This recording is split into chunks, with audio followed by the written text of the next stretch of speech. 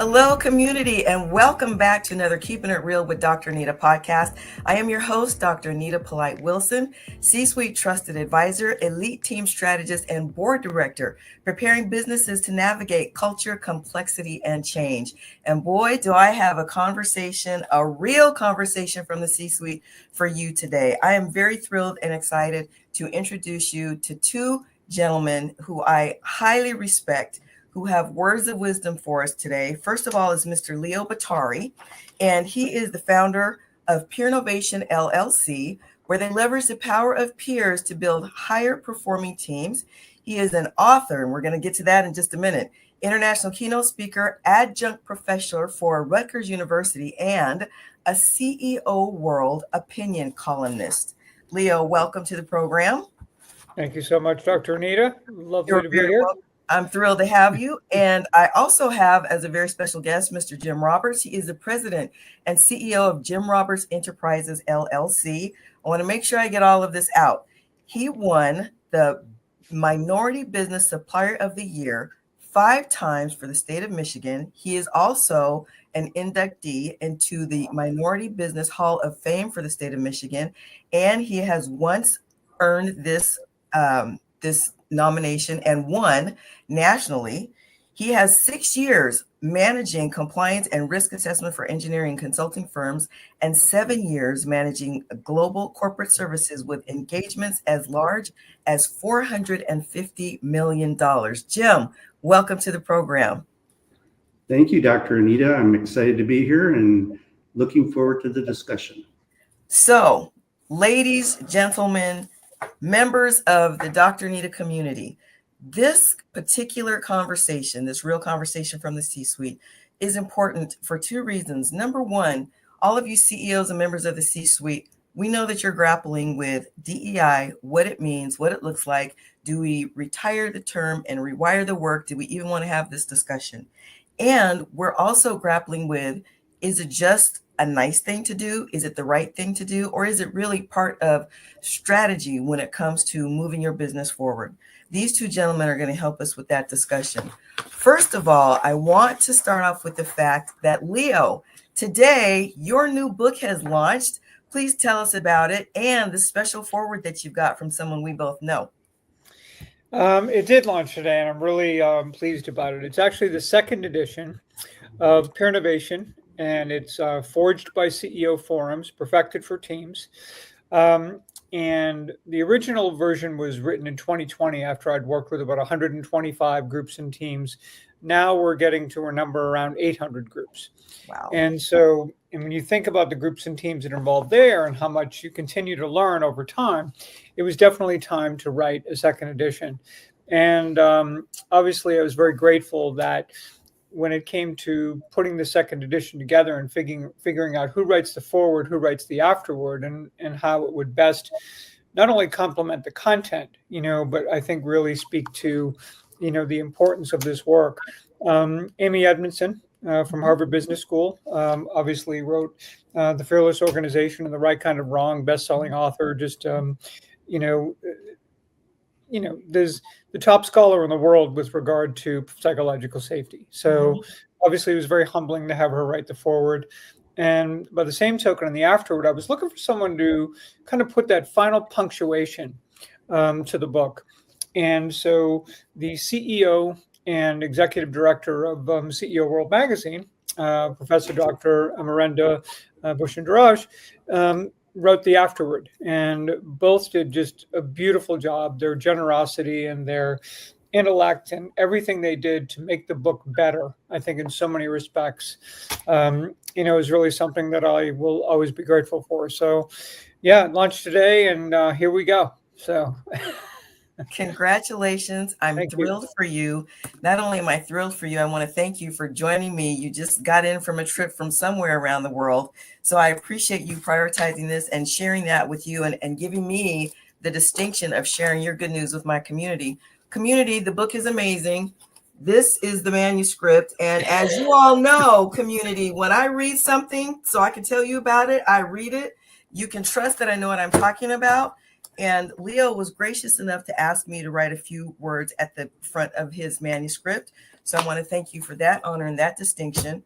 Leo, we're going to get into this in just a minute, but let me ask you, considering all that leaders are dealing with right now, I personally have recommended this as something that leaders need to keep on their desk as a guidebook.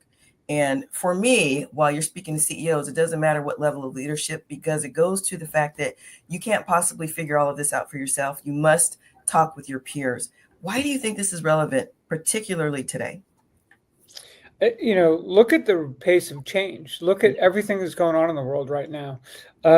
The idea that somehow we have to sit in our office, shut the door, and figure it out ourselves, doesn't really make a lot of sense when we have people around us who represent different industry sectors, different walks of life, have different experiences, different perspectives, and to be in a room with those folks, to be able to think about everything from what's next to pressure testing decisions to talking about how to meet difficult challenges, how to maybe leverage opportunities that are in front of us that oftentimes we see, as an opportunity that might be this big, and you put it in front of a group and they go, hold on now, I think that opportunity could be this big for you. Mm-hmm. And so it's a wonderful thing if we have, and what I think it does, I think it takes a lot of both generosity and courage to participate in a group and to kind of let people in a little bit, but also for you to give of yourself to others.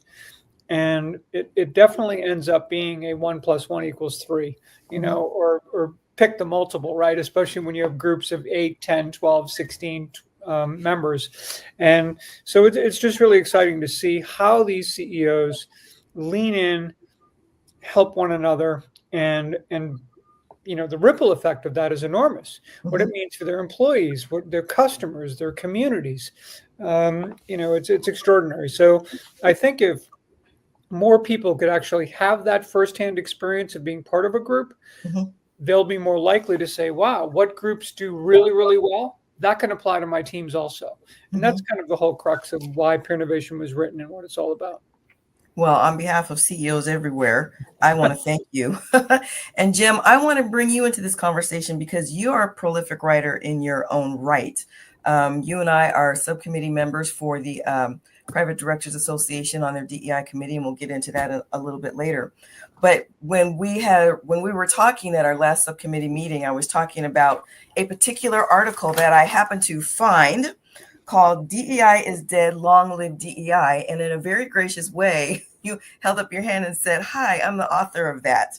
And because of that particular article, you sent us several others. And after I had finished with Leo's manuscript, and while I was in the process of reading yours, it occurred to me that there are too many nuggets in your article and all of the other articles that you have sent me that CEOs need to be made aware of. When Leo just mentioned that it makes no sense for CEOs to go behind closed doors and feel like they have to figure this out for themselves, what occurred to me was the fact that CEOs need to surround themselves with different perspectives, different opinions, but most importantly, I think myth busters. And when I think of a myth buster, Jim, you come to mind. In this particular article, DEI is dead, long live DEI, and in quotation or in parentheses you have, but you don't have to love it. You talk about the fact that DEI as a term is effectively dead. There's too much baggage associated with it. However, the goals and needs for initiatives that recognize changes in demographics and enhance the ability of the firm to attract, evaluate, develop, promote, and retain customers, employees, and suppliers from a broad basis is still very much there. And then you go on further to dispel some myths. Jim, right off the top of your head, what are the 3 biggest myths that CEOs that would participate in a Peernovation session need to be made aware of, in your opinion? Well, I think the first one would be that DEI is a feel-good topic. Mm-hmm. And when you look at it, DEI is a strategic topic every day of the week when you look at who your customers are, who your employees are, and who your supply chain is going to be. So when you look at that and you say, okay, most people look at things as a snapshot in time, mm-hmm. or they look backwards. They're not looking forwards. So if you look at the US, from 1776 to 1950, the demographics of the country, 90% of the country was Caucasian. Mhm. But from 1950 to 2020, it went from 90% down to 60.1%.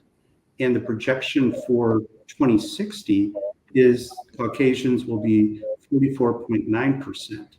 So if you're looking at who your customers are and where you want to be, that is one of the biggest things that you have to recognize. It's a strategic direction we have to. The other thing that I think is a myth that we need to look at is that it's a zero-sum game. Somebody has to lose for somebody to win. What people don't realize is that if we embrace the minority business community, we actually, and there's been several studies that have been done, we see that the increase in GDP growth in the US is between $6 to $8 trillion, which would make it the third largest economy in the world, only behind the current US and China. So well ahead of Europe, Asia, all that type of stuff. So we're actually creating opportunities where people don't have to lose for others to win.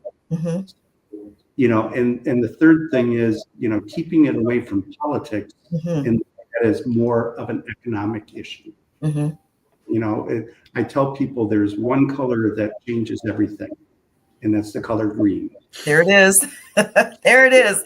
Yes. You know, and we have to look at it from a strategic direction at the board level and how that impacts. There's also been several studies that have been done that show that if you have a diverse board and diverse company, you are probably, I think, is somewhere 34% more profitable than those who don't. So again, take the politics out and look at it from an economic, a shareholder, and a stakeholder perspective.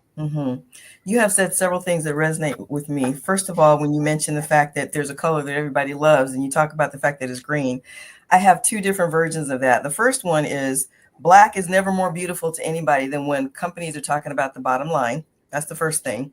And the second thing is, regardless of the color of the person whose money the pocket comes out of, it's all green. So why would you, why would you let that market share go for whatever reasons?